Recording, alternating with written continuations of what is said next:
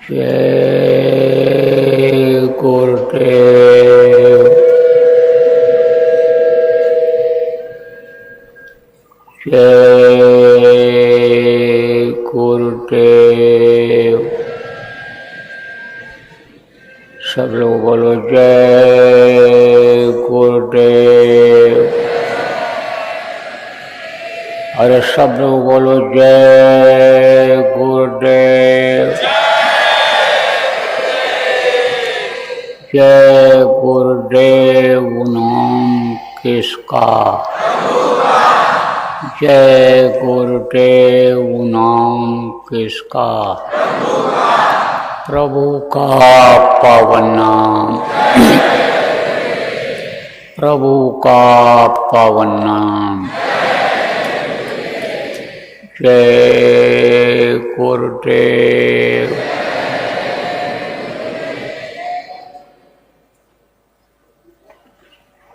सर्व समर्थ सर्वत्र अस्मरणीय परम पूज्य गुरु जी महाराज, उपस्थित सभी सत्संगी साधक धर्म प्रेमी बच्चे एवं बच्चियों, आज 14 मार्च 2025 प्रातः काल की बेला आश्रम उज्जैन मध्य प्रदेश होली के 3 दिवसीय इस कार्यक्रम में आप लोग त्यौहार मनाने के लिए जगह जगह से चल करके आश्रम पर आए हो और यहाँ आपको कुछ सुनने को, कुछ देखने को, कुछ सीखने को मिल रहा है। जो नामदानी पहले के हो, आपको सुमिरन ध्यान भजन का अवसर मिल रहा है। नए लोग जो आए हो उनको कल नामदान दे दिया गया है। आप अब संत मत को, संत को समझने की कोशिश करो, क्योंकि आप पुराने होते हुए भी, पुराने नामदानी सेवादार होते हुए भी संत मत को अभी समझ नहीं पाए हो। आप अभी सुमिरन के बारे में, ध्यान के बारे में, भजन के बारे में पूरी तरह से समझ नहीं पाए हो। अगर समझते तो आप करते और उसमें फिर आपका मन लगता, फिर इधर उधर कहीं भी मन नहीं जाता, फिर आप आँख न खोलते, कान न खोलते, आप खड़े न होते, आप अन्य की बातों को न सुनते। आपका मन जो इधर उधर लगा रहता है कि कब आँख कान खुलवाया जाए, कब महाराज जी को देखूं, कब सामने हमारी नज़र पड़े, कब हम लोगों को देखूं, इधर आपका मन न जाता। तो आप ये समझो प्रेमियों कि संत मत सबसे ऊंचा मत है। कोई आला मत कहता है, कोई बाला मत कहता है, सबसे ऊंचा मत है। संत का मतलब क्या होता है? अंत और आदि, यानी संत उसको कहते हैं। संत कौन होते हैं? संत वो होते हैं जो आदि और अंत को जानते हैं। देखो प्रेमियों, जिसको यही मालूम हो जाए कि यह दुनिया एक दिन खत्म हो जाएगी, यह मनुष्य शरीर हमारा एक दिन छूट जाएगा, जिस पेड़ को हम देख रहे, जिन जानवरों को हम देख रहे, जिन आदमियों को हम देख रहे, ये एक दिन दिखाई नहीं पड़ेंगे और हम भी इस दुनिया में नहीं रहेंगे। जितनी ही जानकारी जिसको हो जाए, आप ये समझो उसको मुनि कहते हैं। इसकी जानकारी मुनि पद होता है, मुनि स्थान होता है, वहाँ उसकी जानकारी जब कोई करा देता है या देख लेता है तब हो जाती है। तो अब आप ये समझो कि यानी देवर्षि, देवर्षि किसको कहते हैं? देखो ऋषि मुनियों ये सब एक श्रेणी में आते हैं। और उसके बाद देवर्ष, देवर्ष किसको कहते हैं? जैसे नारद के सामने उपाधि लगी थी, जैसे डॉक्टर आगे लगा दिया जाता है पीछे MBBS PhD यानी जो भी डिग्री वो लेता है जिससे पढ़ाई करता है, उसी तरह से शास्त्री जैसे लगा दिया जाता है कि यह शास्त्रों के जानकार हैं। इसी तरह से देवर्ष, देव ऋषि हर लोक में नारद का आना जाना रहता था। विष्णु लोक में चले जाएं, शिवलोक में चले जाएं, सब जगह उनकी कदर थी। सब जो धनी थे, चाहे शिव जी हों, चाहे ब्रह्मा हों, चाहे विष्णु जी हों, सब लोग उनको स्थान देते थे। उनसे हाल चाल मृत्युलोक का पूछते थे। मृत्युलोक में, यह मृत्युलोक किसको कहते हैं? जहाँ पर मरना होता है, जहाँ की चीज़ें खत्म होती हैं, तो इस मृत्युलोक का हाल चाल वो दिया करते थे।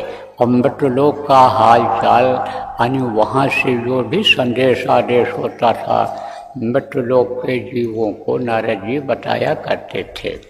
तो वो कैसे जाते थे तो मनुष्य शरीर में, लेकिन प्रेमियों इन्हीं दोनों आँखों के बीच में एक तीसरी आँख भी है। जो नए लोग आए हो समझो, दो आँख ये बाहर है, इससे बाहर की चीज़ें दिखाई पड़ती हैं, और एक आँख इन्हीं दोनों आँखों के बीचों बीच में है, जहाँ ये जीवात्मा बैठी है। जीवात्मा क्या है अभी आपको बताता हूँ। तो एक आँख उसमें है, उसको दिव्य दृष्टि कहते हैं। ये जो ध्यान लगाने के लिए बताया गया है, जब ध्यान लगाने का अभ्यास करोगे तो वो आँख आपकी खुल जाएगी। अब ये बंद पड़ी है, ये जो कर्म शरीर से अच्छा और बुरा करते हो वही वहाँ पर जमा हो जाता है। तो जैसे मैल आँख में जमा हो जाती है, जैसे गंदगी जमा हो जाती है, पर्दा पड़ जाता है, बाहर की आँख से नहीं दिखाई पड़ता है। फिर जब ऑपरेशन कराते हो, पर्दे को हटवाते हो, जाला हट जाता है, तब दिखाई पड़ता है। इसी तरह से अंदर की वो आँख जब के सामने का पर्दा हट जाता है, तब वो दिव्य दृष्टि यानी समझो खुल जाती है, और उससे फिर ये ऊपर के लोग दिखाई पड़ने लग जाते हैं। तो नारद जी चले जाया करते थे, रहते थे मनुष्य शरीर में, लेकिन इन बाहरी आँखों को बंद करने पर, ध्यान लगाने पर कि हमको किस लोक में जाना है, उस लोक में वो चले जाते थे। वहाँ का समाचार लेते, वहाँ घूमते टहलते, और उसके बाद जब चाहते इसी मनुष्य शरीर में चले आया करते थे। तो उनको देवर्ष कहा गया। फिर उसके बाद में और आगे बढ़े और जोड़े। किसको जोड़े? आप ये समझो, सूरज को किससे जोड़े? शब्द से जोड़े। वो जो शब्द उतर रहा है, तो वो योग जब उन्होंने सीखा तो योगी कहलाए। आने समझो कि वो योगी कहलाए। योग माने ही जोड़ना होता है। कहते हो ना, संयोग बना, समय का योग बना, सुंदर समय बना, का संयोग बन रहा है शादी का, यानी एक दूसरे को जोड़ने का, लड़का लड़की के संबंध को जोड़ने का योग बन रहा है, समय बन रहा है। तो योग, योग माने होता है जोड़ना, तो योगी कहलाए।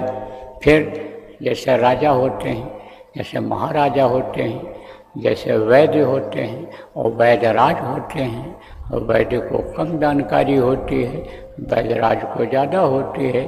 जो प्रतापी होता है, बाहुबली होता है, धन और बल से संपन्न होता है, वो महाराजा हो जाता है। इसी तरह से योगेश्वर, यानी आप समझो ब्रह्म स्थान तक जो पहुँचे योगेश्वर कहलाए। फिर उसके बाद में योगी, योगेश्वर, फिर साध, फिर संत, और फिर परम संत। तो यह संतों का दर्जा अलग होता है। और जो संत होते हैं रहते इसी मनुष्य शरीर में हैं, इसी धरती पर डोलते हैं, माँ के पेट से ही पैदा होते हैं। माँ के पेट से पैदा होने के बाद उनको होश रहता है, उनके संस्कार इस तरह के रहते हैं कि माँ के पेट में जो वादा करके और यहाँ आते हैं इस धरती पर, उस काम के लिए उस वक्त के समर्थ गुरु के पास पहुँच करके और रास्ता लेकर के साधना करते हैं। और फिर वो दया होती है उनके गुरु की, प्रभु की दया होती है तो वो ऊपर जाने लग जाते हैं, ऊपर जाने लग जाते हैं, हर लोकों में मिलते हैं और उनके लिए कोई रुकावट नहीं होती है किसी भी लोक में। तो सब जगह की जानकारी उनको हो जाती है।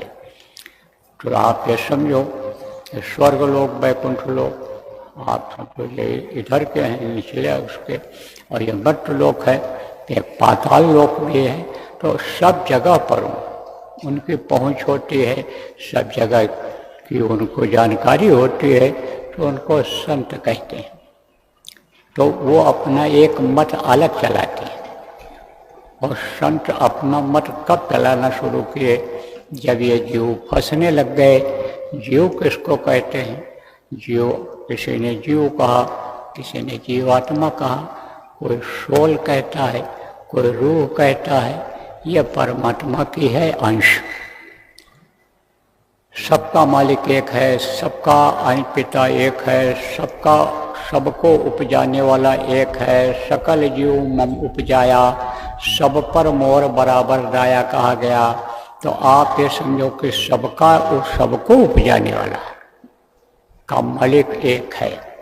तो वो आप ये समझो उसकी अंश ये हैं, जितनी भी हैं जीवात्माएं, ये सब उसी की अंश हैं।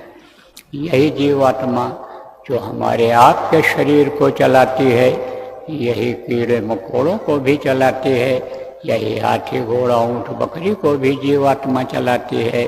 जीवात्मा एक ही जैसी है। तो ये परमात्मा की ये अंश जीवात्मा एक दिन परमात्मा में ही समाई हुई थी। ये आपको सत्संगों में बहुत बार सुनाया गया, जो पुराने लोग हो, ज़्यादा आपको बताने की ज़रूरत नहीं है। लेकिन ये जो नए लोग आए हैं उनको थोड़ा सा इतिहास बताया जाएगा, उनके समझ में आएगा, उनका विश्वास जमेगा, इसलिए इनको बताया जा रहा है। तो प्रेम, यह एक ही जगह पर अनामी लोक में ये इकट्ठा थी। फिर उनकी मौज हो गई तो उन्होंने अगम लोक बनाया, अलख लोक बनाया और सतलोक बनाया। अब सतलोक में वो आकर के सब नीचे जितनी आत्माएं हैं वो इकट्ठा हो गई थी और वहीं से ये नीचे धीरे धीरे धीरे उतर करके आई। तो सबसे समझो कि उन्होंने आप ये समझो कि 16 सुतों को पुत्र जिनको कहा गया, उनको आत्माओं को, मजबूत बलवान आत्माओं को उन्होंने आप ये समझो नीचे उतारा था। जिनमें से ये 5 प्रमुख हैं, जो 5 नाम, जो 4 नाम आपको उनके अलावा बताया गया कल, आप ये समझो कि ये अलग हैं। तो वहीं से नीचे का विस्तार हुआ, फैलाव हुआ। तो सबसे पहला नाम जो आपको बताया गया, जिनका स्थान सहस्रदल कमल बताया गया है, उन्होंने आप समझो बहुत तपस्या किया पिता के दर्शन के लिए, सतपुरुष के दर्शन के लिए। क्योंकि वहाँ से अलग होने के बाद ये कोई फिर उनके पास नहीं पहुँच पाए, दर्शन भी उनके लिए मुश्किल हो गया। तब इन्होंने बहुत प्रयास किया, बहुत तपस्या किया। तो कहते हैं मेहनत का फल मिलता है। मेहनत का फल इनको मिला। किसको मिला? जिनको ईश्वर कहा गया, काल भगवान कहा गया, निरंजन भगवान कहा गया, अन्य तरह से किसी ने गॉड कहा, किसी ने खुदा कहा। तो उनको आप समझो कि दर्शन हुआ और जब इस बात पर वो पिता सतपुरुष खुश हो गए कि भाई लड़के ने बड़ा मेहनत किया है। तो जैसे बच्चा मेहनत करके पास हो जाता है, अच्छा नंबर लाता है, फर्स्ट क्लास हो जाता, डिस्टिंक्शन लाता, आप समझो टॉपर बन जाता है, तो पिता की जो औकात होती है उस औकात के हिसाब से लड़के को कहता है, बोल तुझको क्या खरीद दें, साइकिल खरीद दें। स्कूटर के औकात वाला होगा कहेगा स्कूटर खरीद दें, कार की औकात होगा खुश हो जाएगा कार खरीद देते हैं। तो खुश हो गए जब, तब उन्होंने कहा बोलो और तुम क्या चाहते हो, क्या मांगते हो। तब इन्होंने कहा आप अपने ही जैसा राज्य दे दीजिए। अच्छा तो नहीं लगा लेकिन वचनबद्ध थे, उन्होंने दे दिया इनको। यही कारण है कि वो अगर चाहें तो इस नीचे लोक में जितनी भी आत्माएं हैं सबको बुला सकते हैं, सबको खींच सकते हैं अपने पास। लेकिन दान दी हुई चीज़, किसी को दे देने वाली चीज़ जो होती है फिर वो देने वाले की नहीं रह जाती है, वो उसके अधीन होता है और लेना भी नहीं चाहिए। तो इसीलिए मर्यादा में नहीं लेते हैं तो खींचते नहीं हैं। लेकिन उन्होंने उपाय बना रखा है कि जिससे वो अपनी दी हुई आत्माओं को अपने पास बुलाते हैं, संतों के द्वारा बुलाते हैं, संतों के उपाय से बुलाते हैं, संतों को पावर दे करके इनको खिंचवाते हैं, अपने पास बुला देते हैं। तो अब आप ये समझो कि फिर इन्होंने इधर का विस्तार किया, इधर का नीचे का विस्तार किया। फिर आद्या महाशक्ति जिनको प्रकृति समझो कहा गया, आप फिर समझो पुरुष और प्रकृति इनका लोक है। ऊपर में बहुत बड़े बड़े लोक हैं और ऊपर में भी ये धरती और पेड़ और पौधे और ये सब जानवर और ये सब जैसे यहाँ है बीच बीच में खंड है, जैसे समुद्र में बीच बीच में टापू होता है, ऐसे वहाँ पर ये खंड है। तो उनमें ये चीज़ें भी दिखाई पड़ती हैं लेकिन ऐसी नहीं होती हैं, वो अलग होती हैं, उनकी शोभा अलग होती है, उनके फल और फूल अलग होते हैं, उन जानवरों की शोभा सुंदरता अलग होती है, उनकी बनावट अलग होती है। जैसे आदमी की बनावट होती है, कोई रंग जिसका गेहुआ है काला है लेकिन बनावट शरीर की अच्छी होती है, इस तरह से बहुत अच्छे अच्छे होते हैं। तो जगह जगह पर बहुत लोग हैं, जगह जगह पर लोग हैं। आप ये समझो ऐसे ही नीचे इन्होंने विस्तार किया, जैसे ऊपर की रचना थी। एक बार सब जाते समय उधर से तपस्या करते समय उन लोगों को इन्होंने देखा, तो उसी हिसाब से जब मसाला मिल गया इनको, सतलोक से मसाला मिल गया, सतपुरुष से मसाला मिल गया, तो इन्होंने ऐसे ही नीचे का भी विस्तार किया है। तो वैसा तो नहीं बना सकते लेकिन मिलता जुलता समझो बहुत कुछ मिलता जुलता आप ये समझो कि उसी तरह का इन्होंने भी नीचे की रचना में किया है। तो आद्या महाशक्ति के संपर्क से 3 बच्चों को पैदा किया, ब्रह्मा, विष्णु और महेश। ये त्रिदेव कहलाते हैं, ये तीनों देव हैं। इन्हीं के अधीन 33 करोड़ दुर्गा, 10 करोड़ शंभु, बैराट, ये जितने भी हैं सब इन्हीं के अंदर में हैं। इन्हीं के चलाने पर, इन्हीं के आदेश पर ये सब चलते हैं। अब इनके मन में खोट रहा है शुरू से ही, किसके मन में, जिनको काल भगवान ईश्वर कहा गया, क्या रहा है इनके मन में कि ये आत्माएं वापस न जाने पाएं। ये अगर वापस चली जाएंगी तो समझो हमारी व्यवस्था ये खत्म हो जाएगी। जैसे जिस शहर के लोग सब चले जाएं, जिस गांव के लोग सब चले जाएं और गांव का मुखिया ही रह जाए, शहर का समझो जिम्मेदारी ही राजा ही रह जाए, तो किस बात के लिए वो क्या करेगा वो। इसी तरह से इन्होंने फिर इधर फंसाने की व्यवस्था की। तो देखो प्रेमी, जब आप ये समझो ये आत्माएं नीचे उतारी गई, यहाँ मर्त्यलोक में आई।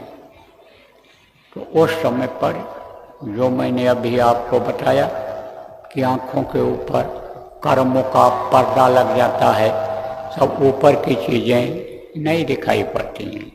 जैसे मोतियाबिंद हो जाता है तो सामने की ही चीज़ साफ नहीं दिखाई पड़ती है, पर्दा पड़ जाता है, गंदगी आ जाती है तो सामने की ही चीज़ दिखाई नहीं पड़ती है। इसी तरह से आप ये समझो प्रेमियों कि जब वो पर्दा हट जाता है तो पर्दा नहीं था, उस वक्त पर किसी की आंखों के सामने पर्दा नहीं था। अब वो पर्दा किससे होता है? गंदगी से। जैसे ये धूल गर्द पड़ जाता है और अंदर से जब यानी समझो कि पानी निकलता है तो जम जाता है, उसी से होता है आँख। इन बाहरी आँखों की बात बता रहा हूँ।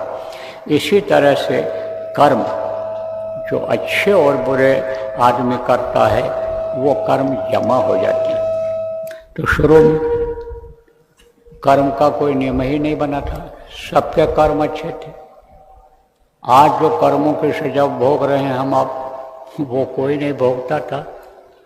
सब सुंदर, सब बिरु शरीर, सब सुंदर से बिरु शरीर था, निरोगी काया थी, कोई दिल दिमाग में टेंशन नहीं था। प्रकृति ये यानी प्रकृति किसको कहते हैं? ये जो यानी फल फूल है, अनाज है, ये प्रकृति यानी भरपूर लोगों को देती थी। समय पर जब यानी बरसात होती थी तो सिंचाई की भी ज़रूरत नहीं पड़ती थी। खेत खेत में पानी बादल बरसा देते थे, एक बार लोग बोते थे और 27 बार उसी फसल को काटते थे। कब? सतयुग में। तो कोई टेंशन नहीं।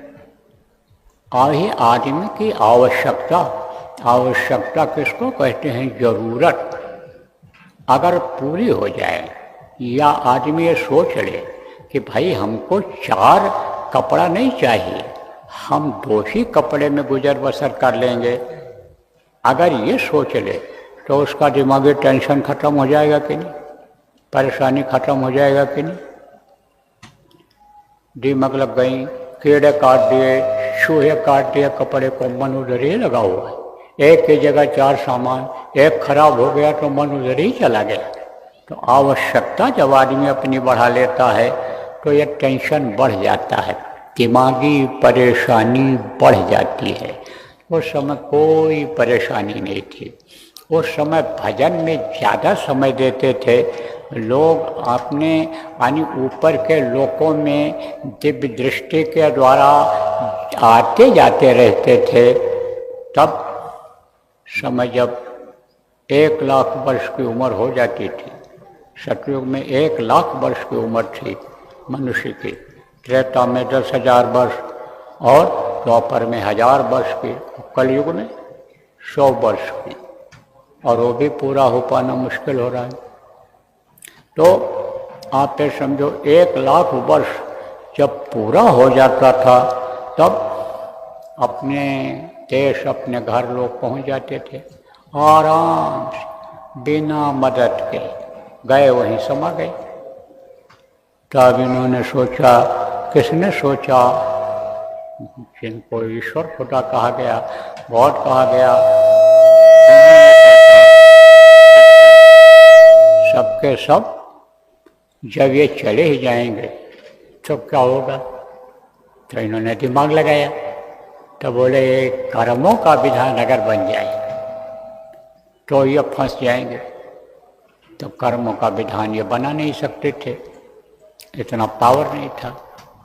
देखो कहते हैं ना कि वो उस्ताद अपने हाथ में कुछ न कुछ दांव रखता है, और अगर दांव न रखे तो समझो कि उसी से अभी लड़ जाए। और था ना एक पहलवान था, तो चला बनाया, चलाही किया उसकी। चलाही किसको कहते हैं? जो गुर कहें करो तुम सोई, अपने मन से कुछ न करो, जो गुरु कहें वही करते जाओ, तो गुरु खुश हो जाते हैं। तब उसका चेला जो जो कहते गए कि ऐसे कसरत कर, ऐसे दांव लगा, ऐसे पलट, ऐसे सब सिखाते रहे, सीख गया। कहा गुरुजी सीख गया? कहे हाँ तुम सीख गए, अब तुम लड़ाई लड़ो, कुश्ती लड़ो, जहाँ इच्छा हो तुम्हारी वहाँ चले जाओ, कुश्ती लड़ो। तो कुश्ती लड़ने लगा, बाप पाप दांव मारने लग गया, चैंपियन हो गया। हाँ फिर समझो जिला जीत बना। और फिर उसके बाद में आप समझो कोई दुनिया को जीतने की कोशिश में लगा। तो फिर क्या हुआ कि एक दिन बहुत बड़ा आयोजन हुआ। किसका? कुश्ती का। अखाड़े में नामी पहलवान आए दूर दूर से। तो उनके गुरु भी निकले। गुरु दुबले पतले थे और जो है चेला बढ़िया बॉडी बना लिया था। तो अब आप ये समझो कि कहीं ताकत लगती है और कहीं हुनर और दिमाग लगता है। यह कोई भी जरूरी नहीं है कि मोटा तगड़ा हट्टा कट्टा हो तो वो आध्यात्म का पंडित हो, प्रकांड विद्वान हो, कोई जरूरी नहीं है। देखो अब आपको मैं बताता हूँ प्रेम। तो गुरुजी भी लंगोटे लगा करके अखाड़े में उतर जाए। अब गुरुजी बहुत पहलवान थे, वस्ताद तो थे, तो उनसे कोई हाथ न मिलावे। तब इसने कहा अगर हम गुरुजी को जीत ले तो हम विश्व जीत हो जाएंगे, क्योंकि विश्व के पहलवान लोग आए, हम विश्व जीत हो जाएंगे, दुनिया में हमारा नाम हो जाएगा। उतर के आ गया। तब इन्होंने देखा गुरुजी ने सिर हिलाया। जब सिर हिलाया तो उसने हाथ बढ़ाया। जब हाथ बढ़ाया तो गुरुजी ने मिला लिया हाथ। अब गुरुजी ने हाथ मिला लिया तो अब कुश्ती चालू हुई। अभी इसने क्या किया कि गुरुजी को उठा लिया। हल्के थे, ये पहलवान था, और गुरुजी का दांव से ही इनको ऐसे उठा लिया। तो गुरुजी क्या हुए, इसको चिपक गए, ऐसे लिपट गए। और लिपटने के बाद ऐसा दांव मारा कि फट से इसे पीछे गिर गया। और पीछे गिर गया तो गुरुजी सीना सवार और ये चारों खाना चित। चारों खाना मतलब क्या होता है? दो हिस्सा ये ऊपर का और दो हिस्सा ये नीचे का, ये चार हिस्से हैं। ये जमीन में जब लग जाते हैं तब ये एड़ी भी जमीन में लग जाती है और सिर भी जमीन में लग जाता है। आप ये समझो उसको चारों खाना चित कहते हैं। तो ये चारों खाना चित, चारों खाना चित। आप सब लोग बोले भाई ये तो दूसरे नंबर का पहलवान था, गुरु जी का तो बड़ा नाम था इनका, और ये दूसरे नंबर का इन्हीं का चेला पहलवान। और इसको गुरु जी ने देखो 2 मिनट 1 मिनट भी नहीं लगा और इसको तो 1 मिनट के अंदर ही चित कर दिया। कौन सा दांव लगाया? अब उस दांव का अंदाजा सब लोग लगाते रहे, दांव का अंदाजा लगाते रहे और गुरु जी से पूछा भी। तब गुरु जी ने कहा अरे लग गया दांव। दांव कहीं बताया जाता है? दांव नहीं बताया जाता। बाद में जब गुरु जी की अवस्था हो गई, जब बुढ़े हो गए, तब गुरु जी से फिर लोग पूछने लग गए, गुरु जी आप समझो कि विश्व विजेता हो गए, वर्ल्ड चैंपियन हो गए आप कुश्ती में, तो आपने उस समय कौन सा दांव लगाया था कि जैसे से अपने ही चेला को आपने पटक दिया था? तब उन्होंने सोचा कि भाई ये कला है, ये विद्या है, इसको बता के जाना चाहिए, छोड़ के नहीं जाना चाहिए, लेकर नहीं जाना चाहिए। देखो भारत देश के विद्वानों में, भारत देश के लोगों में ये सबसे बड़ी कमी रही है कि वो अपने ज्ञान को, अपने अनिष्ट विद्या को शरीर के साथ ही कहो लेकर चले गए। शरीर छूट गया।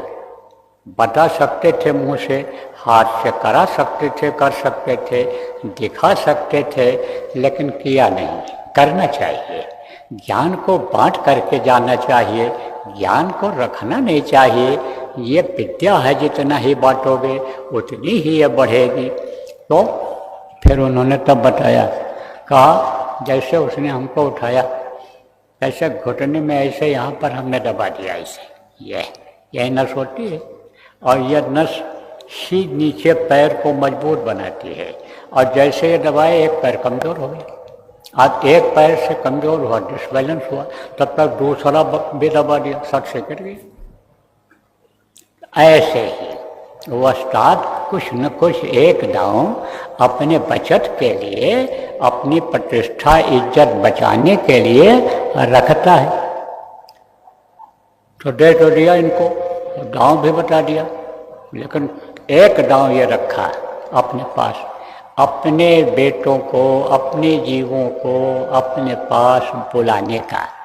क्योंकि जब ये नीचे आत्माएं उतारी जाने लगी थीं तब ये घबराई थीं और कहती थीं कि हमको आप अपने से अलग क्यों कर रहे हो, और हम अलग जाएंगे हमको तकलीफ होगी, परेशानी होगी, तो हमको आप ऐसा क्यों कर रहे हो। कि जैसे किसी बेटे को बाप बाहर भेजे दूसरे देश में कमाने के लिए, पढ़ने के लिए, तरक्की के लिए भेजे, लेकिन उसको घर छोड़ते समय अपने पेरेंट्स यानी माता पिता परिवार को छोड़ते समय यानी तकलीफ़ होती है। लेकिन वो ये जानता है कि भाई इसको भेजेंगे तो ठीक रहेगा, अच्छा रहेगा, पढ़ लिख लेगा, या औरों को ज्ञान देगा, पढ़ाएगा, ये जो है अपना भी काम करेगा, देश समाज का भी काम करेगा। इसी हिसाब से भेज देते। इसी हिसाब से फिर आप ये समझो, इनको जब भेजा इधर को, अगर वो न भेजते इधर तो हम आप यहाँ न होते, ये रचना ही न यहाँ होती और ये सब कुछ न होता। क्योंकि एक समय ऐसा था कि यहाँ कुछ था ही नहीं। तो अब आप समझो प्रेमियों, क्यों उन्होंने ये दांव रखा जीवों को बुलाने का। तो ये क्या किए कि समझो कि और अपने के ऊपर के, आपको बता रहा था कर्मों का विधान कैसे बना, ये अपने के ऊपर के लोग के जो मालिक हैं, जिनको ब्रह्म कहा गया है, यानी समझो कि उनसे प्रार्थना किया, कहा कि आप हमारी मदद करिए कर्मों के विधान को बनाने में। क्योंकि वह भी यानी जीवों को साधना करके जब वहाँ पहुँचता है तब रोकने की पूरी कोशिश करते हैं, सारी सुख सुविधा उनको दिलाने की जो वहाँ पर है वो समझाते बताते हैं, करते हैं, अपने गणों को आदमियों को लगा रखा है और उस सुख को छोड़ कर आगे लोग जाना नहीं चाहते हैं। तो उन्होंने हर तरह से यानी ये नीचे के जो लोग के हैं ये सब फंसाना ही चाहते हैं कि जीव जाने न पाएँ, हमारी व्यवस्था न खराब हो जाए। कि जैसे दफ्तर में कई बाबू काम करते हैं, अफसर काम करते हैं, तो जो उसका मालिक होता है उनको जल्दी जाने नहीं देता है। अनुभवी लोगों को, कहीं ये प्राइवेट जो चेयरमैन होते हैं, मालिक होते हैं प्राइवेट कंपनियों के, संस्थाओं के, अनुभवी लोगों को जाने देते हैं। कहते हैं जो तुम्हारी इच्छा हो वो सुविधा ले लो, तनख्वाह जो दूसरी जगह तुमको मिल रहा है वो ले लो, लेकिन तुम जाओ मत, आगे मत जाओ, दूसरी जगह मत जाओ, हमारे पास ही रहो। 16-16 साल 18-18 साल से तुम कर रहे हो तो तुम मत जाओ। तो रुक जाता है, नहीं जाता है। इसी तरह से यानी ये सब रोकने की ही कोशिश करते हैं। तो अब आपको बताऊँ मैं, तो क्या हुआ कि इन्होंने कहा, किसने कहा, जिनको निरंजन भगवान कहा गया, उन्होंने कहा, किससे कहा, ब्रह्म जिनको कहा गया उनसे कहा कि हमारी मदद करिए नियम कानून बनाने में। तो देखो पूरे विश्व की यह पॉलिसी है कि भाई जिससे सबका हित हो, जिससे हमारा हित हो, वो यानी समझो काम करना चाहिए। तो ऐसी भावना वाले लोग एक साथ हो जाते हैं, तब उनकी भी भावना ये जुड़ गई कि हाँ देखो ये जीव अगर फंस जाएंगे, जब वहीं से यहाँ नहीं आएंगे तो हमको फिर रोकने की ज़रूरत ही नहीं पड़ेगी। हमारे पास जो व्यवस्था है हम उसी के अंतर्गत काम चला लेंगे, या हम इसी में संतुष्ट हैं, तो वहीं रोक दिया जाए। तो जैसे एक देश से दूसरे देश फिर तीसरे देश में जाना हो तो एक देश का बॉर्डर वाला अगर बॉर्डर को सील कर दिया और वो अपने यहाँ ही नहीं आने दिया किसी को, तो वो दूसरे देश में फिर दूसरे देश वाला भी आप ये समझो कि निश्चिंत हो जाएगा कि जब वहाँ से इनके यहाँ ही नहीं आ पाएंगे तो हमारे यहाँ कैसे आएंगे। तो यह भी उनकी मदद कर देता है कि हाँ बाड़ लगवा दो, आप दीवार बनवा दो, आप हमसे जो मदद की ज़रूरत हो आप हमसे मदद ले लो। इसी उद्देश्य से ध्येय से उन्होंने क्या किया, इधर नियम बनवा दिया किसका, अच्छे और बुरे का। सुनाई किसको पड़ा, ब्रह्मा को। ब्रह्मा के मुंह से जो आवाज़ निकली वही लिख दिया गया तो वेद बन गया। कहा ना, वेद आए ब्रह्मा को पाई, वेद पाए ब्रह्मा हर्षाई। वो जो आवाज़ आई, शब्द आया, आवाज़ आकाशवाणी जिसको कहा गया, साउंड कहा गया, जिसको अन्य संतों ने गिरा कहा, गुरुवाणी कहा, जिसको जो सुनाई पड़ा, तो समझो वो आवाज़ आई। आवाज़ आई और यहाँ किसको सुनाई पड़ा, ऋषि मुनियों को सुनाई पड़ा। तो ऋषि मुनियों को उन्होंने बता दिया और आदेश मिला ऋषि मुनियों को कि तुम सबको बता दो। तो आम जनता को भी उन्होंने कर्मों का विधान बना दिया, बता दिया। अब धीरे धीरे समय बीतता गया, धीरे धीरे समय जब बीतता गया तो मलिनता आती गई कि जैसे आप देखो प्रेमियों, यानी ठंडी में कोई रहता हो और ठंडी में रहने से पसीना नहीं होता है तो मैल वहाँ नहीं जमती है, पहाड़ों पर आंधी भी नहीं आती है, तो समझो जब नीचे आता है और आंधी आई पसीना हुआ तो मैलें जम जाती है। ऐसे ही जब समय बदला, युग बदला, तो आप ये समझो कि लोगों के कर्म खराब होने लग गए और गंदगी आने लग गई, तो यानी वो आँख बंद होने लग गई। अब आँख जब बंद हो गई तो अब ये समझो कि सतयुग के बाद त्रेता, त्रेता के बाद द्वापर आया। आप समझो बहुत वर्ष बीता और बीतने के बाद यानी आप ये समझो प्रेमियों की बहुत समय निकल जाने के बाद, कई लाख वर्ष निकल जाने के बाद तब आपका कलयुग आया। तो कलयुग में आते आते एकदम से जैसे कहते हो कि मोतियाबिंद पक गया, जाला बड़ा मोटा हो गया, ऐसे ही वो कर्मों का जाला माड़ा रटौंधी जिससे होने लगती है वो बंद हो गया, लग गया। कर्म बहुत आ गए। अब कर्म जब खराब होते हैं तो कर्मों की सजा मिलती है। तो उन्होंने नरकों को भी काल भगवान ने बना रखा है, तो उन नरकों में जीव जाने लग गए और नरकों में बड़ी मार पड़ती है, बड़ी तकलीफ होती है। तो जब वहाँ पर चिल्लाया, प्रार्थना किया प्रभु से, जब प्रार्थना किया तब उन्होंने किसको भेजा, आप समझो ऐसी दशा देख जीवों, सतपुरुष ने की दया महान, संत रूप होए जग में आए, सतलोक का पता बतान, सुरत शब्द का सच्चा मार्ग, संत मता का किया बखान, और शब्द शब्द सीढ़ी रच डाला, चढ़ चढ़ पहुँचो आगम ठिकाने। आ गया ना।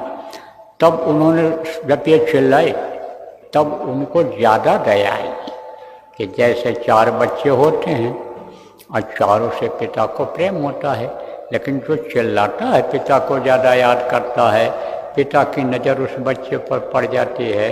माँ के यानी समझो कुछ माताएं ऐसी हैं जिनके बच्चे यानी समझो जल्दी पैदा हो जाते हैं, तो 2 बच्चे हैं, दोनों छोटे हैं, लेकिन जो चिल्लाएगा वो जो दूध मांगेगा वो उसी को देगी, रोटी मांगेगा उसी को देगी।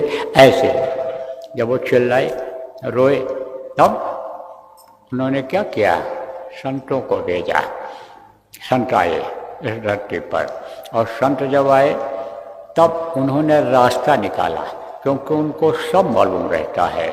तो पहले के समय में लोग समझो अष्टांग योग, हठ योग करते थे, कुंडलिनियों को जगाते थे, प्राणायाम करते थे, लेकिन ये सब आँखों के नीचे की ये सब साधना थी। शरीर के बनावट में, शरीर के रचना में आप जो पुराने सत्संगी हो, आपको बताया गया है। आप समझो कि याद होगा लोगों को बताना, नए लोगों को जो जानने की इच्छा रखेंगे। और अगर नहीं याद है तो ये लोग अपना ये जो बोलता हूँ रिकॉर्ड कर लेते हैं और ये यूट्यूब पर डाल देते हैं, तो वो उसमें भी यानी समझो सुन करके आप शरीर की रचना के बारे में जान सकते हो। तो आँखों के नीचे की ये सब साधना है। अब यहाँ पर जो लोग यानी साधना किए, जो चक्रों का भेदन किए, तो जो ऊपर के लोक के देवी देवता हैं उनकी परछाई पड़ती है इस पर। तो जब उसको देखा उन्होंने तो वो उन्हीं के पुजारी हो गए, उन्हीं के मुरीद हो गए, उनकी ताकत उनके अंदर आ गई। तो बस वो सोच लिए कि यही सब कुछ हैं। इसीलिए देखो भारत देश में बहुत से मठ बन गए, मतांतर बन गए, मतों में अंतर हो गया, मंदिर तमाम बन गए, तमाम तरह के अनुष्ठान होने लग गए। लेकिन पहले ये सब कुछ नहीं था। क्या था? यही करे हर ध्यान तरें भोपरानी, ध्यान लगाते थे और ध्यान के द्वारा चले जाते थे। यह भजन भी नहीं था, केवल ध्यान के द्वारा ही, ध्यान लगाते ही आवाज़ भी मिल जाती थी, क्योंकि कान भी नहीं बंद था। दो आँख है बाहर में, दो कान है बाहर में, और एक आँख और एक कान जीवात्मा में भी, तो अंदर का बंद नहीं रहता था। अब तो उसको भी खोलने की जरूरत पड़ती है, भजन सिखाना पड़ता है, बताना पड़ता है, पहले नहीं था। तो अब उस समय पर तो कोई दिक्कत नहीं थी। लेकिन इधर ये दिक्कतें जब पैदा हो गई तब आप ये समझो कि यानी उसको संतों ने बंद करा दिया है। किसको बंद करा दिया? वो जो साधना 10,000 वर्ष की उम्र में लोग करते थे, जिनकी उम्र 1000 वर्ष होती थी, दोपहर में वो करते थे, वो समझो बंद करा दिया। कहा 100 साल की उम्र में कैसे कर पाएंगे? तब उन्होंने आँखों के बीच से जो रास्ता गया हुआ है उसको निकाला, जिसके लिए संतों ने कहा है आँखी मध्य पाँखी चमके, पाँखी मध्य द्वारा, ते द्वारे दूरबीन लगावे, उतरे बहुजल पारा। कहा ना कि तो आयन के आधार, तो आयन के आधार मैंने चेहरा, आयन के आधार उधर माने बीच, आयन के आधार दो चश्म के बीच, चश्म माने आँखें, दोनों आँखों के बीच में खशम को खोज, खशम माने खुदा भगवान, उसको खोजो जहाँ झलक तारा, जहाँ रोशनी है, प्रकाश है। कहा ना if thine eye be single thy whole body full of light. आप समझो यीशु मसीह ने भी कहा, तो वहाँ पर कहा दृष्टि को टिकाओ, वहीं पर खुदा का सिंहासन है, वहीं पर भगवान का स्थान है। यानी तो ये आँखों की दृष्टि की यह साधना उन्होंने बताई। तो ये जो इस वक्त पर यानी समझो किसी भी मजहब के लोग हैं, चाहे वो आके समझो यीशु मसीह के मानने वाले हों, चाहे हज़रत मोहम्मद साहब के मानने वाले हों, आप ये समझो कि उस वक्त पर जो भी उन्होंने धर्म लागू किया वो इसी ध्यान लगाने का था, साधना करने का था। इसीलिए देखो लोग नमाज पढ़ते हैं तो आंख बंद करके एक तरह से ध्यान लगाते हैं, धीरे धीरे बदलाव होता रहता है, धीरे धीरे ये अपने हिसाब से लोग करने लगते हैं।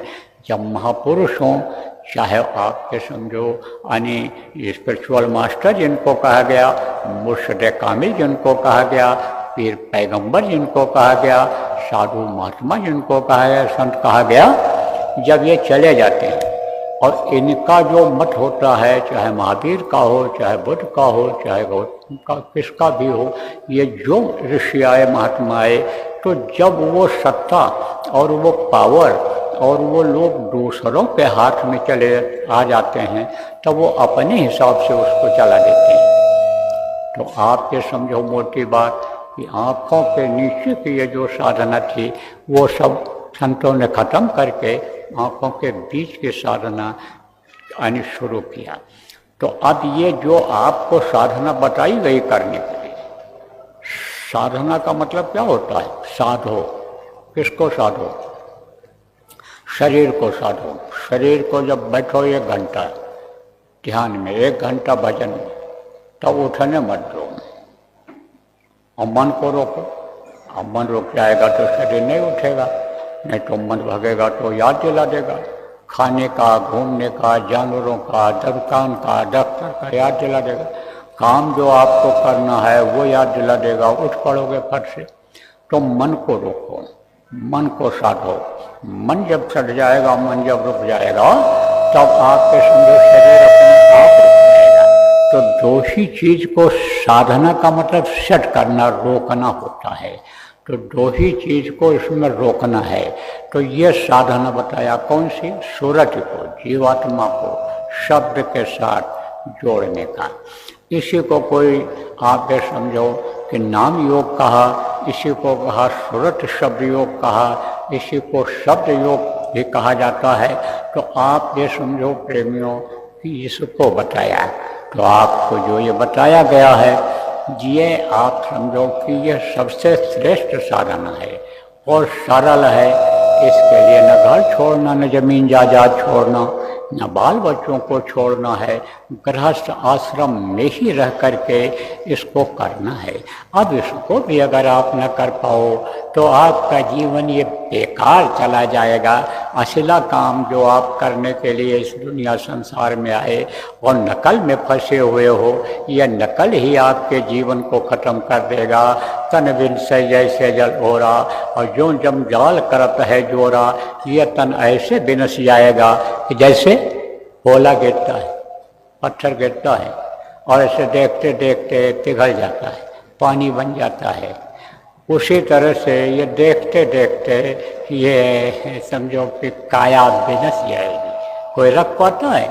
मृत्यु के बाद इसको ज़्यादा दिन कोई नहीं रख पाता है, क्योंकि ये जो नसें हैं, जब यानी समझो कि इसमें पानी हो जाता है तो ये जो सुराख हैं इसी से बाहर पानी निकलने लगती हैं और ये चमड़ियाँ उसी पानी से सड़ने लगती हैं। तो सड़न गलन बदबू पैदा हो जाती है।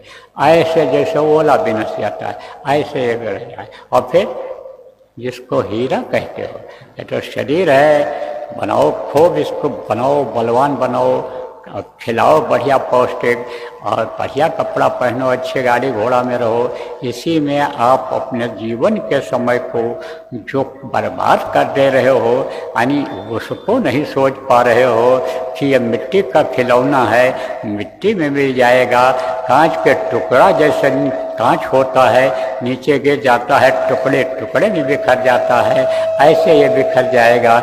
इस चीज़ को नहीं सोच पा रहे हो, यह ऐसे बिखर जाएगा। तेरी हीरा जैसी काया, जिसको हीरा कहते हो, जल जाएगी मना, ये जल जाएगी, जला के इसको लोग राख कर देंगे। तो आज के इस प्रातःकाल के सत्संग में आप लोग यही बात समझो कि भाई असली चीज़ को पकड़ना है। जो ध्यान है, भजन है, सुमिरन है, ये जो बताया गया है इसको हमको करना है। इसी से सब काम आपका हो जाएगा, इसी से सब हो जाएगा। आप इसको करके तो देखो, इसी को नहीं करते हो और दूसरों से न पूछते हो, दूसरों से न समझते हो, और दूसरे लोग जो करते हो आप दूसरों को बताते नहीं हो। परमार्थी काम आप नहीं करते हो। सबसे बड़ा परमार्थी काम यही है। देखो, कोई किसी को नौकरी दिला देता है तो जीवन भर उसको याद करता है, एहसानमंद रहता है। जब वो नौकरी वाला, आप ये समझो कि देने वाला जब मिलता है, जिसको मिली नौकरी, नतमस्तक हो जाता है। जिस मास्टर को, जो मास्टर मेहनत करके और बच्चे को पढ़ा देता है और बच्चा मास्टर का भी मास्टर का मास्टर समझो बन जाए, एक तरह से उसी का अधिकारी बन जाए, लेकिन उसका एहसानमंद होता है, पैर छूता है उसका पैर छूता है, अपने कर्मचारी का पैर छूता है। क्यों? क्योंकि उसने उस वादे पर उसको पहुंचाया है।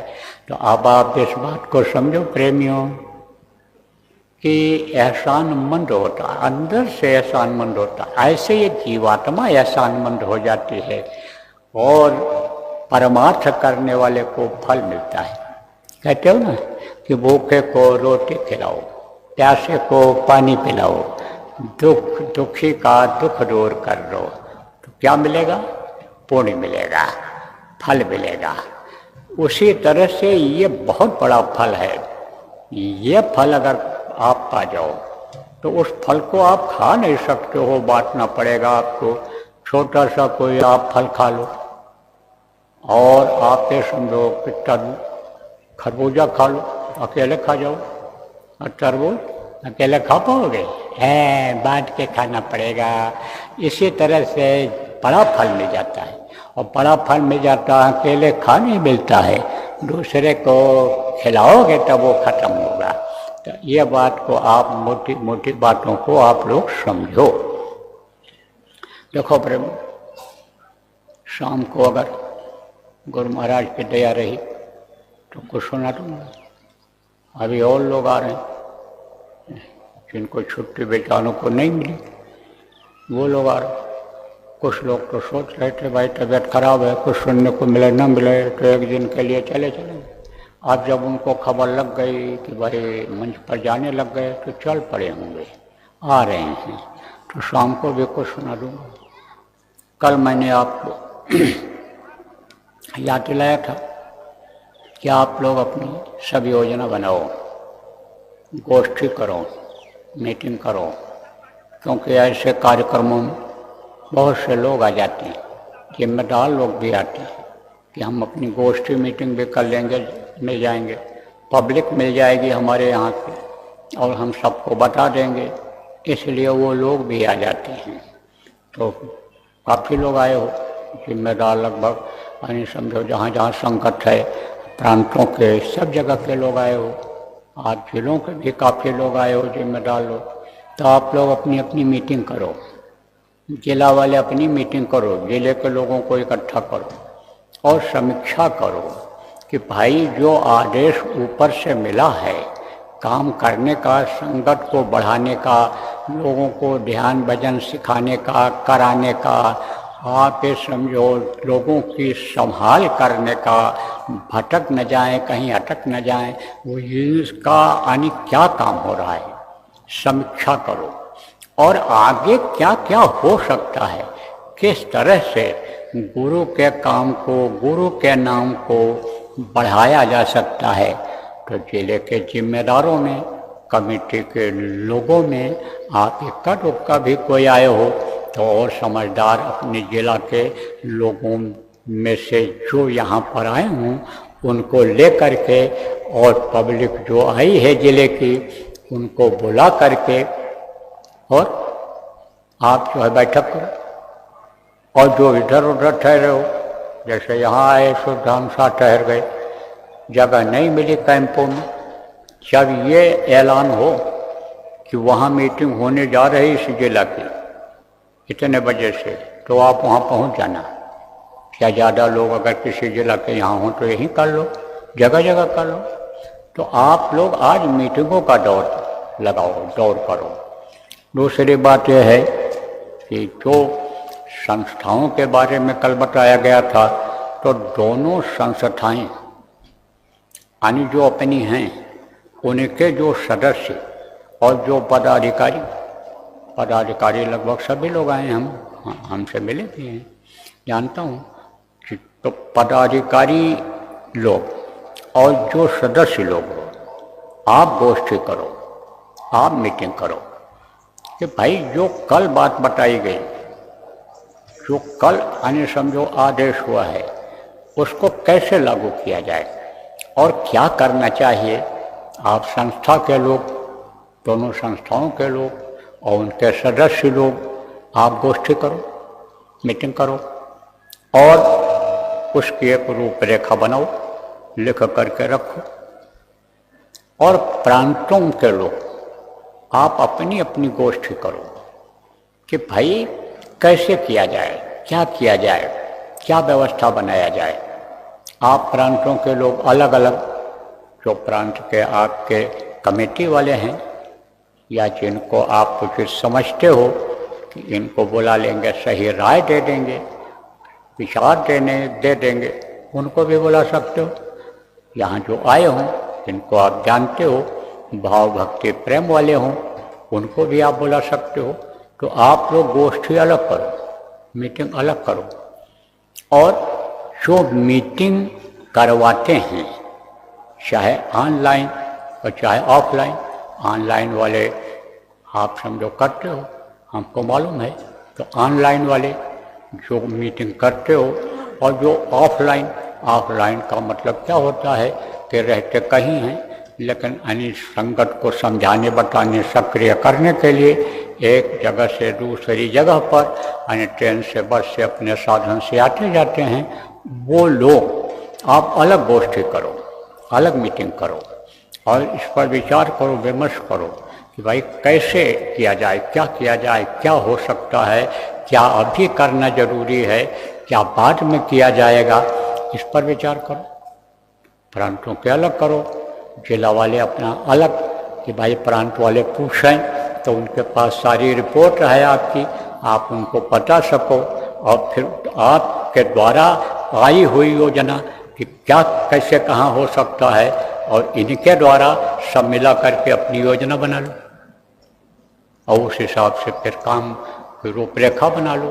क्योंकि एक रूपरेखा सब जगह नहीं बन सकती है, कुछ चीज़ें तो ऐसी हैं जैसे ध्यान भजन है, साप्ताहिक सत्संग है, प्रचार प्रसार है, ये तो सब जगह है, लेकिन प्रचार की रूपरेखा क्या होगी, किस तरह से साप्ताहिक सत्संग आयोजित किया जा सकता है, कहीं सुबह हो सकता है, कहीं शाम को हो सकता है, कहीं खाली इतवार को ही हो सकता है, तो ये कैसे किया जाएगा कि अपने अपने हिसाब से अपनी अपनी रूपरेखा जिला वाले बना के रखो और प्रांत वालों को बताओ और प्रांत वाले उस हिसाब से आपकी व्यवस्था को बनवा देंगे। ये जो IT वाले हैं, ऑनलाइन वाले हैं, आपकी व्यवस्था को बनवा देंगे। तो इस तरह से आज पूरा दिन आपके पास है। कल तो सुबह सत्संग के बाद का चली चला का हो जाएगा, क्योंकि छुट्टियां लोगों को कम मिलती हैं होली में, तो लोग कल के सत्संग के बाद जाने लग जाएंगे। लेकिन आज तो पूरा दिन, पूरी रात आपकी है, जो आ रहे हैं अभी वो भी शरीक हो जाएंगे। तो आज पूरा दौर आप इसका चलाओ, अलग अलग चलाओ। फिर उसके बाद में एक मीटिंग आप सब लोग मिलकर कर लो। प्रांत वाले जिला में जो लोग सक्रिय हैं, आप ये समझो, समझते हो कि ये हमारा प्रांत के जो लोग, हम लोग हैं, 10 आदमी हैं, 5 आदमी हैं, जो भी हैं, ये हमारी मदद कर देंगे, उनको भी बुला लो और आप लोग भी बैठ जाओ। और ये जो है संस्था के कमेटी वाले बैठ जाएं और ऑनलाइन वाले बैठ जाएं और सब विचार विमर्श करो, सब जगह का यानी समझो कि यानी मशवरा करो और उस हिसाब से आप बना लो तो बढ़िया बन जाएगा। मैं अब ज़्यादा समय नहीं दे सकता हूँ, मैं अलग अलग लोगों से अब मिलना चाहो, महाराज जी से पूछकर महाराज जी से करेंगे, वो बड़ा मुश्किल है। और आज कुछ बोल रहा हूँ, चल फिर रहा हूँ, कल कोई ज़रूरी नहीं है कि थकावट आ जाए तब फिर इसी तरह का रहूँ, इसलिए हमसे उम्मीद कम रखो। राय दे दूँगा, सलाह दे दूँगा, दौरा करूँगा, सत्संग करूँगा, नामदान दूँगा, लेकिन कह करके नहीं, अब अपने बस का नहीं, अब तो गुरु की दया से ही होगा और काल भगवान की दया से होगा, क्योंकि ये शरीर उन्हीं का बनाया हुआ है। हाँ, वही टाइट हो जाए तो भी बात खराब होगा, तो दोनों की दया से ही ये संभव होगा। इसलिए आप लोग आत्मनिर्भर बनने की कोशिश करो। जो ये बगीचा गुरु, जो ये बीज को अंकुरित करके गुरु महाराज चले गए और आपने पौधा तैयार किया, अब इसमें फल आने लग जाए, बस यही बात आप समझ लो।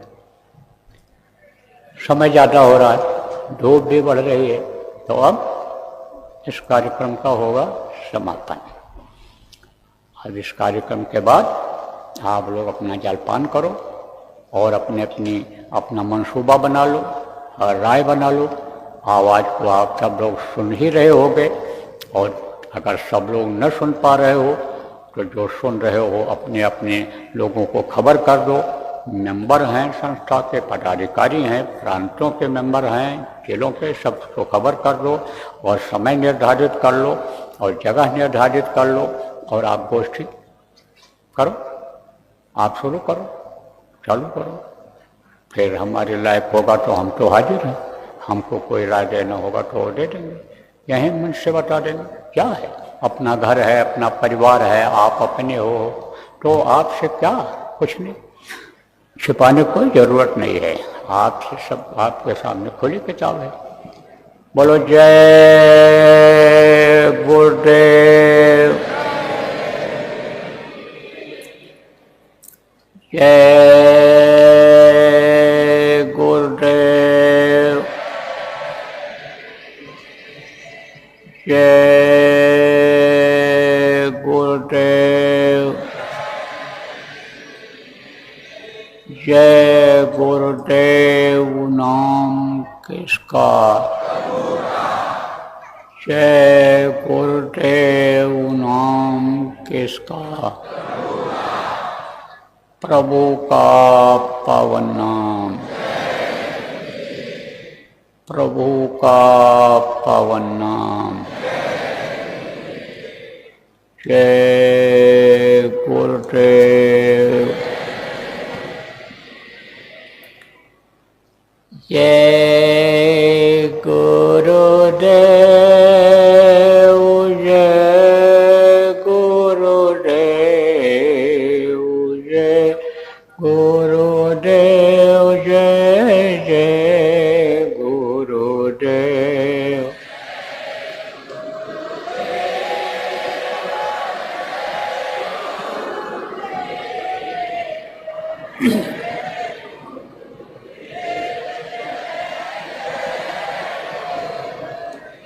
जय गुरुदेव, जय गुरुदेव, जय गुरुदेव, जय जय गुरुदेव।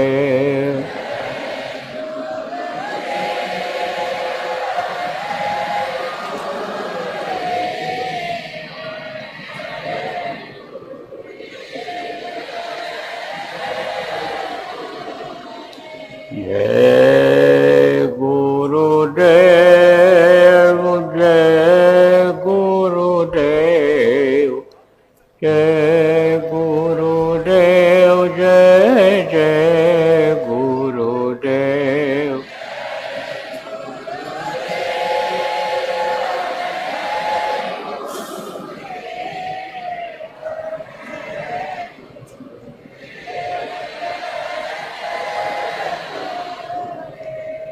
जय गुरुदेव, जय गुरुदेव, जय गुरुदेव, जय जय गुरुदेव।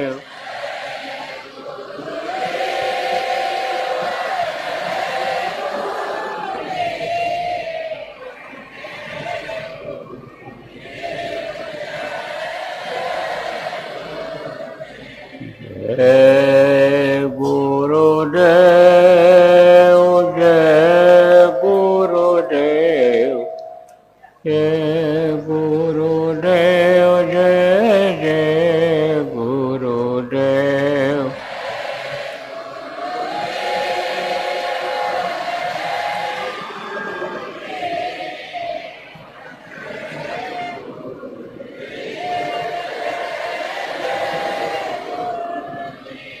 जय